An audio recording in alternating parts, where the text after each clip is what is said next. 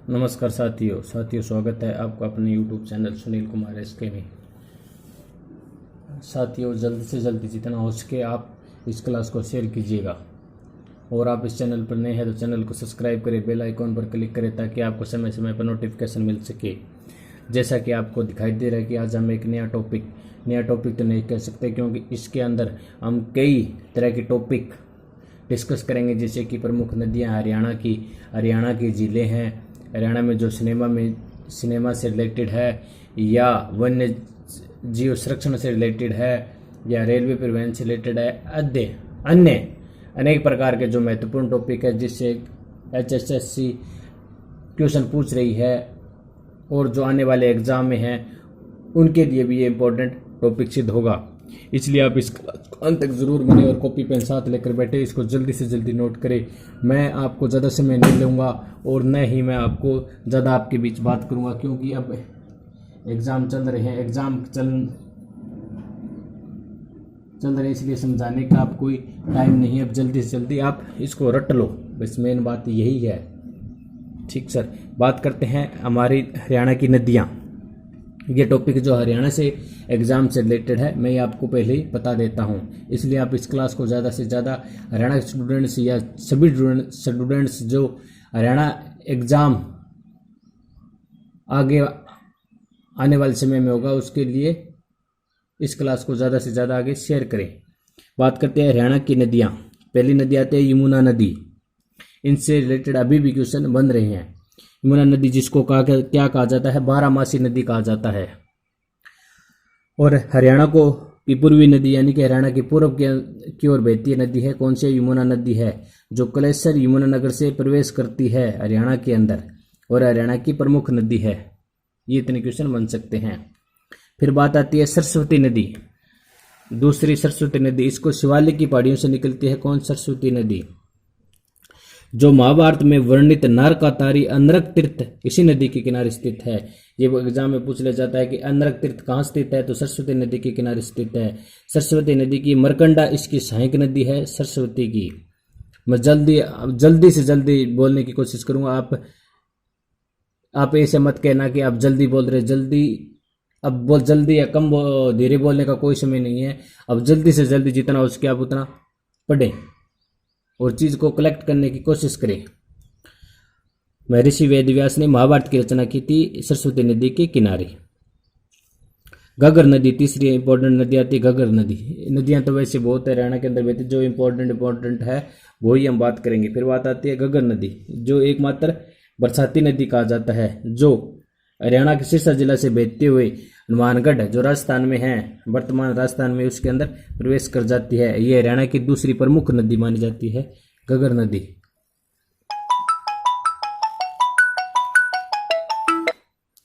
फिर बात आती है मरकंडा नदी। मरकंडा नदी का प्राचीन नाम क्या है? अरुणा। और मरकंडा नदी अंबाड़ा में काला अम्ब नामक स्थान पर हरियाणा में प्रवेश करती है, ये भी याद रखिए। और मरकंडा नदी टांगरी इसकी सहायक नदी है मरकंडा नदी की। सॉरी, आपके बीच में फोन आने की वजह से आपको डिस्टरबेंस हुई। फिर बात आती है झीलें। ये इंपॉर्टेंट टॉपिक नदियों से हो गए, जितने भी क्वेश्चन बन सकते हैं वो कर दिए। यमुना नदी, सरस्वती नदी, घग्गर नदी और मरकंडा नदी, 4 नदी हमने डिस्कस किए। इसके बाद आती है झीलें, जिसको ब्रह्म सरोवर आता है। उसके अंदर जो कहाँ है? थानेसर कुरुक्षेत्र के अंदर स्थित है। सॉरी, जल्दबाजी के अंदर भी मुझसे देखिए क्या क्या गलती हो रही है, सॉरी इसके लिए, लेकिन समय कम है इसलिए मैं। अल-बरूनी ने अपनी पुस्तक किताब उल हिंद में वर्णन किया था किसका? ब्रह्म सरोवर का। अल-बरूनी ने किताब उल हिंद में। और बीबीपुर और नजफगढ़ जिले जो मैदानी बाग में स्थित है, एग्जाम में प्रश्न पूछ ले मैदानी बाग में कौन कौन से जिले स्थित है, तो बीबीपुर और नजफगढ़। फिर दमदमा झील जो कहाँ स्थित है? सोहना गुरुग्राम में स्थित है। और खलीलपुर झील जो कहाँ स्थित है? नूह मेवात के अंदर स्थित है। मैं इतना जल्दी आपको क्विक रिवीजन कराऊंगा, इसलिए कहता हूँ कि जल्दी से जल्दी आप स्टूडेंट्स को जोड़ दीजिए और जल्दी से जल्दी टॉपिक को कवर करने की कोशिश कीजिए। फिर बात आती है सुल्तानपुर झील, जो कहाँ है? फरूखनगर गुरुग्राम के अंदर स्थित है। फिर बात आती है कोटला झील, जो कहाँ है? नूह मेवात के अंदर है। फिर बात आती है बड़खल झील, जो कहाँ है? फरीदाबाद के अंदर है। फिर बात आती है कर्ण झील, जो करनाल के अंदर स्थित है। इसलिए कहता हूँ कि आप इस चैनल पर नए तो चैनल को सब्सक्राइब करें, बेल आइकन पर क्लिक करें और ज़्यादा से ज़्यादा इस क्लास को शेयर करें, क्योंकि ज़्यादा से ज़्यादा कम समय में ज़्यादा से ज़्यादा टॉपिक हमें कवर करना है। हमें अब ये ही नहीं देखना कि आप तेज बोल रहे हो या धीरे बोल रहे हो या कम बोल रहे हो या समझ में नहीं आ रहा है, वो उसका समय बिल्कुल भी नहीं बचा है। इसलिए मैं पहले कहता था आप इस प्रत्येक टॉपिक को नोट कर लीजिए कॉपी के अंदर, पेन लेकर साथ बैठा करें। ये मैं आप प्रत्येक क्लास में डिस्कस करता हूँ। अब जल्दी से जल्दी मेरे साथ क्विक रिवीजन कर लीजिएगा। फिर बात आती है कर्ण झील, जो कहाँ है, करनाल में। ठीक चल, करनाल में जहाँ कल्पना चावला का जन्म हुआ था, ये करनाल है। टिक्कर ताल, जो कहाँ है, पंचकुला। पंचकुला के अंदर क्या क्या है, करोहा चोटी है जिसकी ऊंचाई 15 से 14 मीटर है और फिर बात आती है बिड्ढावास झील, जो कहाँ है, झज्जर के अंदर झील है। ठीक चल, फिर बात आती है हरियाणा की सिंचाई परियोजना। सिंचाई परियोजना से रिलेटेड क्या क्या क्वेश्चन बन सकते हैं वो देख लीजिए। नागल उत्थान सिंचाई परियोजना, जो कहाँ स्थित है, अंबाला के अंदर। इनसे रिलेटेड बहुत से क्वेश्चन बन सकते हैं, लेकिन हम इंपॉर्टेंट क्वेश्चन पर ही बात करेंगे। ज़्यादा मैं आपके बीच ज़्यादा डिस्कस नहीं करूंगा और न ही मैं आपको ये कहूँगा कि आप ऐसे करो वैसे करो, नहीं। आप जल्दी से जल्दी क्लास को देख लीजिए, 2 बार देख लीजिए। जो महत्वपूर्ण टॉपिक है वो मैं कवर करा दूंगा और आगे आने वाले समय में आप कौन से टॉपिक करना चाहते हैं वो मुझे कमेंट कर जरूर बताएं। फिर बात आती है जवाहरलाल नेहरू उत्थान परियोजना, जो कहाँ है, महेंद्रगढ़ के अंदर है। अतनीकुंड विराज परियोजना कहाँ है, सॉरी मैं चल धीरे बोल देता हूँ आपके कहने पर। अतनीकुंड विराज परियोजना कहाँ है, यमुनानगर के अंदर। जूही नहर परियोजना कहाँ है, भिवानी जिला, जहाँ जिससे सिंचाई होती है इस जिले के अंदर। नागल कहाँ है, अंबाला के अंदर। जवाहरलाल कहाँ है, महेंद्रगढ़ के अंदर। और अतनीकुंड विराज कहाँ है, यमुनानगर के अंदर। जूही नहर परियोजना का है, भिवानी जिला, सिंचाई होती है जहाँ भिवानी जिले के अंदर जूही नहर परियोजना से सिंचाई होती है। इस प्रकार क्वेश्चन बनता है ये। फिर बात आती है हरियाणा के राष्ट्रीय उद्यान, जो 2 है वर्तमान में। जो कलेसर राष्ट्रीय उद्यान है, जो कहाँ, यमुनानगर में है। इसको 2003 के अंदर राष्ट्रीय पार्क घोषित किया था। सॉरी आपको दिखाई नहीं दे रहा होगा, ठीक सर। 2003 के अंदर कलेसर को जो यमुनानगर में राष्ट्रीय पार्क घोषित किया था। ये किस लिए प्रसिद्ध है, किसके लिए आकर्षक माना जाता है, लाल जंगली मुर्गा के लिए और शाल के वृक्ष के लिए कलेसर राष्ट्रीय उद्यान है जो यमुनानगर में स्थित है वो माना जाता है। फिर बात आती है सुल्तानपुर राष्ट्रीय उद्यान, जो कहाँ है, गुरुग्राम के अंदर, जिसकी स्थापना हुई थी सुल्तानपुर राष्ट्रीय उद्यान की 1971 के अंदर हुई थी और डॉक्टर सलीम अली के प्रयास से इसकी स्थापना हुई थी। किसकी, सुल्तानपुर राष्ट्रीय उद्यान की, जो कहाँ है, गुरुग्राम के अंदर। इसको सलीम अली पक्षी विहार भी कहा जाता है, सुल्तानपुर राष्ट्रीय उद्यान को। और शीत ऋतु के अंदर इसके अंदर प्रवासी पक्षी आते हैं। प्रवासी पक्षियों में कौन सा प्रमुख होता है, साइबेरियन सार्स, जो कहाँ थे, सुल्तानपुर राष्ट्रीय उद्यान में, जो गुरुग्राम में स्थित है। फिर बात आती है एक यमुनानगर जिले के जो इंपॉर्टेंट 1 लाइनर है या इंपॉर्टेंट टॉपिक है, वही मैं डिस्कस करूंगा। अदर आपके बीच कोई भी बात नहीं करूंगा, इसलिए कहता हूं जल्दी से जल्दी क्लास को शेयर कीजिएगा और चैनल पर नए तो चैनल को सब्सक्राइब करें। फिर बात आती है यमुनानगर जिले के वन संतोर जंगल में हाथी पुनर्वास पुनर्स्थापना एवं अनुसंधान केंद्र है। कहाँ है, वन संतोर जंगल में, जहाँ यमुनानगर जिले में है। फिर हरियाणा उद्यान, जो कहाँ है, हरियाणा हिसार के अंदर है, जिसकी स्थापना 1970 में हुई थी। यदि मेरे जल्दबाजी से कोई चीज़ गलत बोली जा रही है या गलत आंसर बताया जा रहा है तो मुझे कमेंट कर जरूर बताएं। हरियाणा उद्यान कहाँ है, हिसार के अंदर, जो 1970 में स्थापना हुई थी। जल्दी मैं आपके कहने पर चल और धीरे बोल देता हूँ, लेकिन समय तो नहीं है धीरे बोलने का। यमुनानगर जिले के वन संतोर जंगल में हाथी पुनर्स्थापना और अनुसंधान केंद्र है। यदि मेरे द्वारा कोई गलती हुई है तो वो भी मुझे क्षमा करें। और संरक्षण रिजर्व कहाँ है, संरक्षण रिजर्व के अंदर हरियाणा में 2 है। एक सरस्वती अभ्यारण्य है जो कैथल के अंदर है, जिसको सोनसर जंगल भी कहा जाता है। सोनसर जंगल कहाँ है, सरस्वती अभ्यारण्य को सोनसर जंगल भी कहा जाता है, जो कैथल में है। बीरवारा वन्य जीवन अभ्यारण्य कहाँ है, जींद के अंदर है, बीरवारा जींद के अंदर। फिर बात आती है जंतुओं के प्रजनन के अंदर। मगरमच्छ प्रजनन के अंदर कहाँ है, भोरसुदान कहाँ है, कुरुक्षेत्र के अंदर। चिंकारा कहाँ है, केरू के अंदर, केरू कहाँ है, भिवानी के अंदर। एग्जामिनर ये भी पूछ सकता है केरू वर्तमान में कहाँ स्थित है, तो इसका आंसर होगा भिवानी। भोरसुदान कहाँ है, कुरुक्षेत्र के अंदर। फिर बात आती है काला तितर या ब्लैक बग, जो कहाँ है, पिंपली, जो कुरुक्षेत्र के अंदर है। ऑप्शन के अंदर पिंपली भी आ सकता है, कुरुक्षेत्र भी आ सकता है, वो आप देख लीजिए। जरूरी नहीं कि ये नहीं हो सकता पीपली कुरुक्षेत्र दोनों, ये नहीं होगा, फिर पता नहीं हरियाणा एसएससी कुछ भी कर सकते हैं। लेकिन हमारा मानना है कि दोनों ऑप्शन नहीं देगा, इसलिए वो पीपली भी दे सकता है, कुरुक्षेत्र भी दे सकता है, दोनों में से एक देगा, 100% चांस है। फिर हरियाणा एसएससी है, मैं कह रहा हूँ कुछ भी कर सकते हैं। गिद्ध प्रजनन के अंदर कहाँ है? पिंजौर पंचकुला के अंदर है। फिश एंड प्रजनन के अंदर कहाँ है? मोरनी पंचकुला के अंदर है। और रेड जंगल फाउल प्रजनन के अंदर कहाँ है? पिंजौर पंचकुला के अंदर है। फिर मोर और चिंकारा प्रजनन के अंदर कहाँ है? जबुआ रेवाड़ी के अंदर है। जो डेंटल हाइजीनिस्ट में इसके अंदर पूछा गया था कि मोर एवं चिंकारा प्रजनन के अंदर कहाँ है, तो जबुआ के अंदर, और इसके अंदर रेवाड़ी ऑप्शन दिया हुआ था, जबुआ नहीं दिया गया था। इसलिए आप ध्यान से चीज को देखिए। इसलिए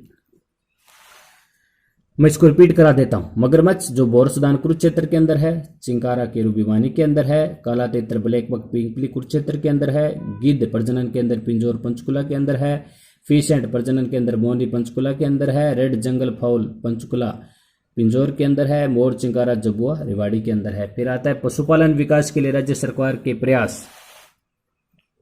पशु बीमा योजना कहां कब शुरुआत हुई थी? तो 29 जुलाई 2016 को झज्जर से शुरुआत हुई थी।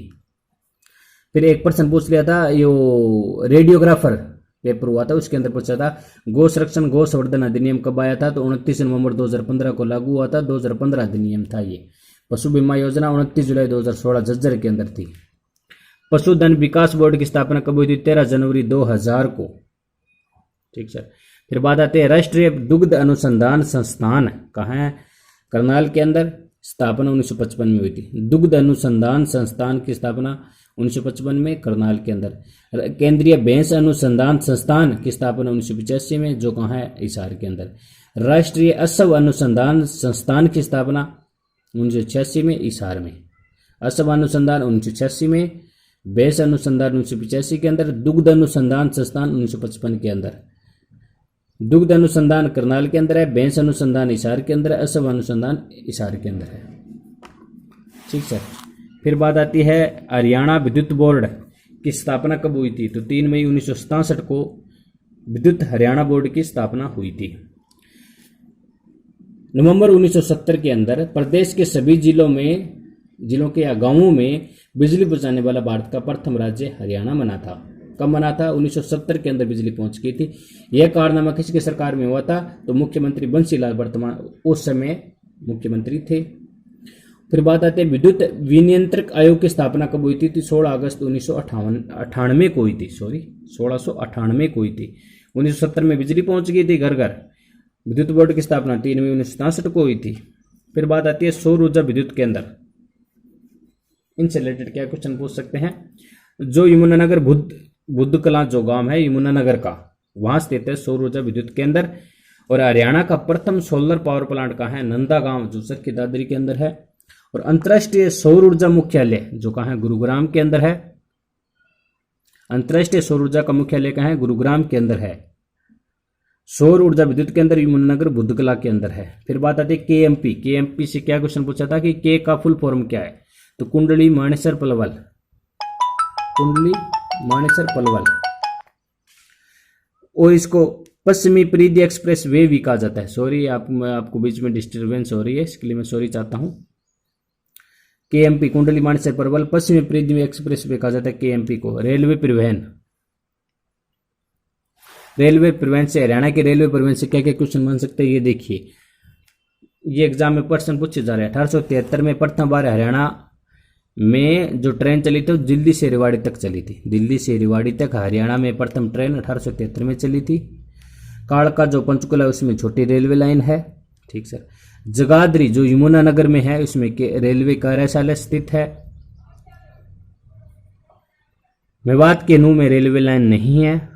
नू जो वर्तमान मेवात के अंदर है, ओहो इसका नाम सत्यमेपुरम नू मेवात, इस तरह ये नाम सॉरी रेलवे लाइन नहीं है। भारत की पहले सीएनजी ट्रेन 15 जनवरी 2015 को रेवाड़ी से रोहतक चली थी। सीएनजी ट्रेन 15 जनवरी 2015 को रेवाड़ी रोहतक से, और ये दिल्ली से रेवाड़ी चली थी 1873 के अंदर। ये क्वेश्चन पूछा था जो 16 तारीख को एग्जाम हुआ था, मॉर्निंग शिफ्ट में हुआ था, इसके अंदर पूछा था ये एग्जाम, ये प्रश्न। इसलिए कहते हैं सभी क्वेश्चन जो इंपॉर्टेंट है। ठीक सर, आने वाले एग्जाम के अंदर ये क्वेश्चन पूछने देखने को मिलेंगे, आप मुझे कमेंट करके बताएं कि ये क्वेश्चन पूछा था। फिर बात है फरूखनगर तक रेलवे लाइन बिछाने का उद्देश्य नमक ले जाना था, कि एग्जामिनर किस प्रकार प्रश्न पूछेगा, फरूखनगर तक रेलवे बिछाने का उद्देश्य हरियाणा सरकार का क्या था, तो नमक ले जाना था। उत्तरी रेलवे जोन मंडल कहाँ है, का मुख्यालय कहाँ है, अंबाला के अंदर। और भारतीय रेलवे जोन का शिपिंग बोर्ड कहाँ स्थित है, हिसार के अंदर। शिपिंग बोर्ड कहाँ है, हिसार के अंदर। उत्तरी रेलवे जोन मंडल का मुख्यालय कहाँ है, अंबाला के अंदर। और जो कार्यशाला कहाँ है, जगाधरी, जगाधरी कहाँ है, यमुनानगर के अंदर। फिर बात आती है हरियाणा के अंदर सिनेमा, ठीक सर। प्रथम फिल्म कौन सी बनी थी के अंदर सिनेमा, इसके अंदर प्रथम फिल्म जो 1970 में बनी थी, जो जिसके निर्देशक थे आनंद कुमार, हरफूल सिंह जाटजुलानी। हरफूल सिंह जाटजुलानी फिल्म का 1970 के अंदर जो प्रथम फिल्म थी आनंद द्वारा निर्देशित थी। ये क्वेश्चन पूछा जा सकता है। फिर बात आती है वीर शेरा फिल्म जो 1974 में बनी थी, जिसके निर्देशक से अनूप सिंह। वीर शेरा 1974, निर्देशक अनूप सिंह थे। 1974 में घटोत्कच फिल्म भी बनी थी, ठीक सर। वो सन पूछ सकता है भी कौन सी फिल्म कब बनी थी। फिर बात आती है प्रथम हरियाणवी सफल फिल्म कौन सी थी, बहुरानी जो 1983 में प्रदर्शित हुई थी। हरियाणवी सफल फिल्म बात, एक तो मैं एक लक्ष्य में कहता हूँ कॉपी पेन साथ में लेकर बैठे, एक क्वेश्चन को प्लीट पढ़ा कर ध्यान से पढ़ा कर, आंसर पता होने के बाद भी गलत मत किया गया। बहुरानी फिल्म 1983 में प्रदर्शित हुई थी। फिर एक बात आती है छेल गेलियां जागी, ये फिल्म थी जो 1985 में आई थी। एक सर्वाधिक सफलतम फिल्म, सर्वप्रथम हरियाणवी सफल फिल्म बहुरानी थी, और सर्वाधिक सफलतम फिल्म अंद्रावल जो 1983 में आई थी। और 47वां राष्ट्रीय फिल्म पुरस्कार जीतने वाली हरियाणवी फिल्म लाडो जो 2000 में बनी थी, इसके निर्माता थे कुमुद चौधरी और निर्देशक कौन थे, अश्विनी चौधरी। 47वां राष्ट्रीय फिल्म पुरस्कार जीतने वाली पहली हरियाणवी फिल्म कौन सी, आंसर होगा लाडो, जो कब बनी थी 2000 के अंदर। निर्माता कौन थे, कुमुद चौधरी, और निर्देशक कौन थे, अश्विनी चौधरी, ठीक सर। खेल गेलियां जागी फिल्म कब आई थी, 1985 के अंदर। सर्वाधिक सफलतम हरियाणवी फिल्म चंद्रावल 1984 में आई थी। ये सन है तो याद करने तो मैं मानता हूँ मतलब आपको दिक्कत होगी, लेकिन आपको याद करना पड़ेगा क्योंकि आप एग्जाम क्लियर करना है, ठीक सर। फिर बात आती है पगड़ी द ओनर फिल्म को 62वां राष्ट्रीय फिल्म पुरस्कार में सर्वश्रेष्ठ हरियाणवी फिल्म का पुरस्कार मिला था। वो 47वां राष्ट्रीय फिल्म पुरस्कार था, उसके अंदर लाडो को मिला था, और पगड़ी द ओनर फिल्म को 62वां मिला था हरियाणवी फिल्म पुरस्कार। इसकी अभिनेत्री थी बलविंदर कौर, अभिनेत्री पूछ सकता है, जिसको सपोर्टिंग अभिनेत्री का पुरस्कार मिला था, बेस्ट सपोर्टिंग जो सपोर्ट करता अभिनेत्री का पुरस्कार मिला था। आपको यह क्लास अच्छी लगी, आप किस टॉपिक पर आगे क्लास करना चाहते हैं या डिस्कस करना चाहते हैं, वो मुझे कमेंट बॉक्स में जरूर बताएं। और इस क्लास को ज़्यादा से ज़्यादा शेयर करें। मान चलो ये 20 मिनट की क्लास है, आप देख लीजिए कितने टॉपिक मैंने आपके बीच कवर कर दिए और कितने क्वेश्चन बने, क्योंकि मैं जल्दी तो मुझे करना पड़ा क्योंकि समय नहीं है हमारे पास ज़्यादा। मैं ज़्यादा नहीं समय लेता हूँ आपका, धन्यवाद करता हूँ।